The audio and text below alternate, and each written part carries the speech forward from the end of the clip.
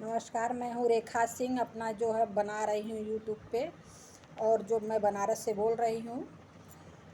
उगता सूरुजवा जोर भइल होए जी, उगता सूरुजवा जोर भइल हो। पंडित हमन करावा बड़ी देर भइल हो। पंडित हमन करावा बड़ी देर भइल हो। हवन क धुन सुनी राम जी आए, हवन क धुन सुनी राम जी आए। राम जी आए संग लक्ष्मण जी आए, राम जी आए संग लक्ष्मण जी आए।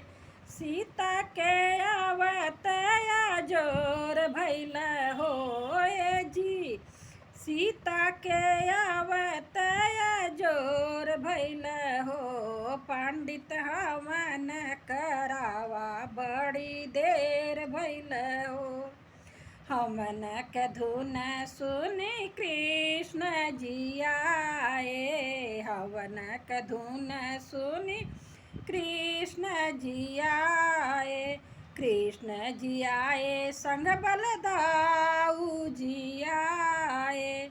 राधा के आवत जोर भइल होए जी, राधा के आवत जोर भइल हो। पंडित हमन करावा बड़ी देर भइल हो। हवन क धुन सुनी ब्रह्मा जी आए, हवन क धुन सुनी ब्रह्मा जी आए।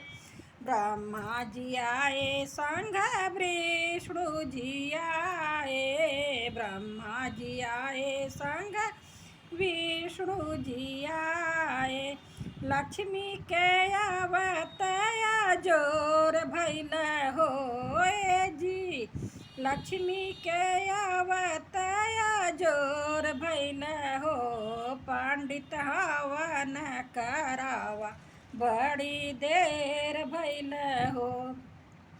हवन क धुन सुनी शंकर जी आए, शंकर जी आए संग गणपत को लाए, शंकर जी आए संग गणपत को लाए। गौरा के आवत जोर भइल होए जी, गौरा के आवत जोर भइल हो।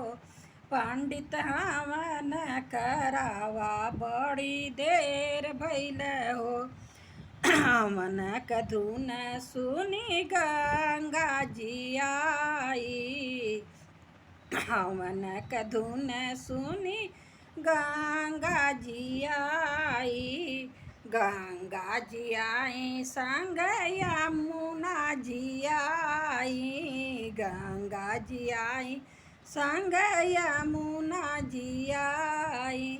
सरस्वती के आवत जोर भइल होए जी, सरस्वती के आवत जोर भइल हो।